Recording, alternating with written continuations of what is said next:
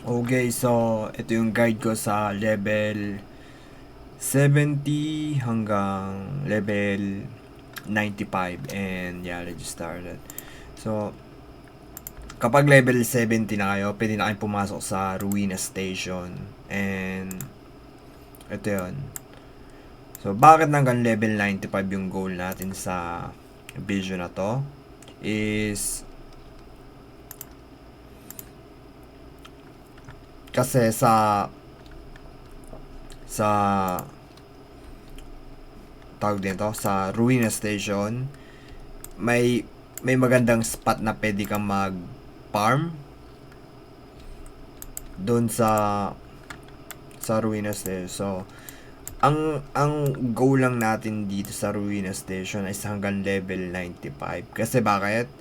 Kapag level 95 na kayo, pwede na kayo pumasok sa volcanic. So yun ang paraan natin para mag level 95 and 110. So doon tayo magpa-farm and yeah. So madali tayo. Pwede ka rin, this is a optional.